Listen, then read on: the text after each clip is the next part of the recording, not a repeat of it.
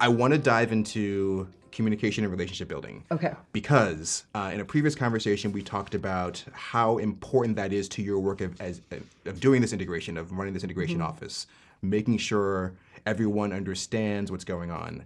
And generally speaking, in my experience, what I've seen is people will say, go out and build relationships. You need to have good relationships. You need to be an effective communicator. But they don't really explain what that means. So I would like to get into the weeds a little bit with you. If you could talk a little bit about, in your experience, and we can start with either one if you want to start with communication or relationship building, how do you do that? And how do you, what advice do you give others, people on your team, how they should do that in terms of working either with the European Space Module or in other projects? So let me start with communication. Okay.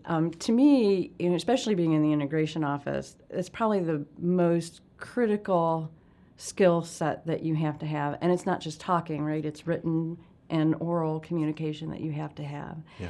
But to me, it's funny that we're saying, oh, you have to talk to people, you have to write things down, right? But to me, the most important part of communication is actually listening.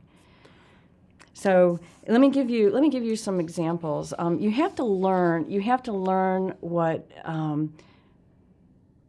people are wanting or needing from you. Mm-hmm. And the only way you can do that is to listen, not just hear them, but really listen to what they're saying, understand their positions. You may have a going-in position. I always find it more comfortable, even if I have a position, I find it more comfortable going into a negotiation or going into a difficult problem to not just think my way is the only way. I find, it might be, but I like, there are other ideas out there, and those other ideas may be better, or there might be a hybrid of what you might think is the best solution to somebody else's idea. I try not to discount what other people are trying to bring to the table. Otherwise, why would you have the team? Yeah. If you have all the right answers, then just go give that direction and go do it if you think that's the best thing to do. Yeah. Right? So let me give you an example of something that happened to me. It was a learning experience for me when in a past project. I was tasked with developing a mission, and I needed to go to headquarters for approval of the acquisition strategy. Okay. Well, I had it in my head, just with brief conversations, not extensive. That we're going to have to go out in this particular way on this procurement, and this is going to be my strategy. And I figured, I know what the program wants, I know what this project in the center wants, so this is just what we're going to do. And I failed to listen to other stakeholders that were giving me signals at the time that maybe this really wasn't the best way to go about doing things. Maybe we should do a trade study on it. Maybe there are other ways to really handle this acquisition. I heard them, but I didn't listen to them. Yeah. So when I did make the presentation, it did not go well, and we did not get our acquisition strategy that we went in with. I took that as a learning experience, and we were very fortunate as a project because the NASA headquarters, although they said we don't approve this, can you come back? Can you come back? Tell me your timeline when you can come back. Okay. So there was an opening. So it wasn't the end of the story. The end, right? So I knew we could come back, but I was also angry. And I wasn't angry at anybody. I was more angry with myself because it was not something that I do routinely. I pride myself on listening to people, and I pride myself on taking people's opinions and collecting that and trying to make a decision with that.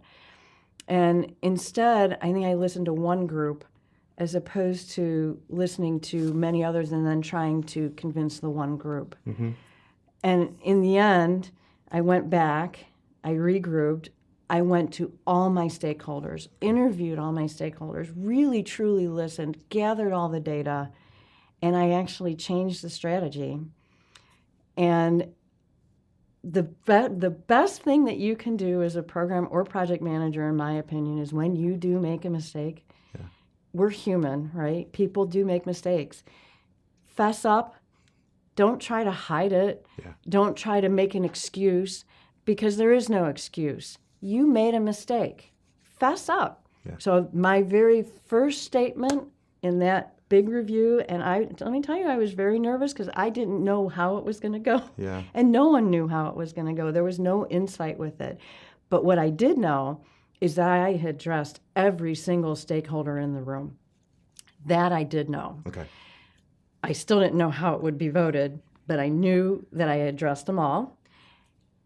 And my very first statement was, I made a mistake.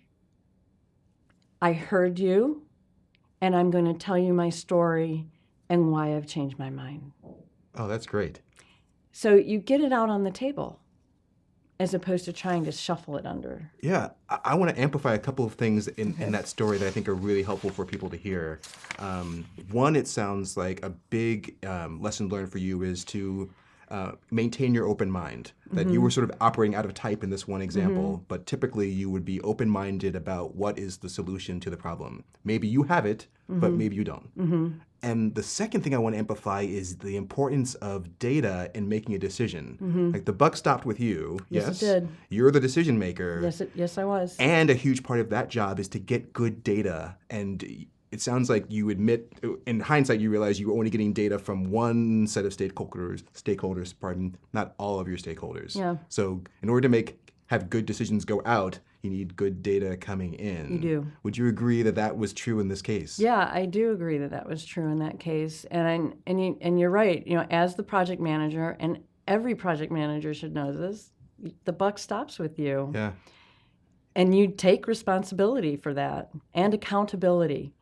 Yeah, and sorry, I want to go to relationship building in a second, but just want to remind folks that even though it sounds like this is a decision-making process, this is all part of communication. Communication involves mindset as well as where you get data from and how you communicate the findings of that data. And you had some revelations about how in this one case, you weren't operating in a way that was most effective. I was not.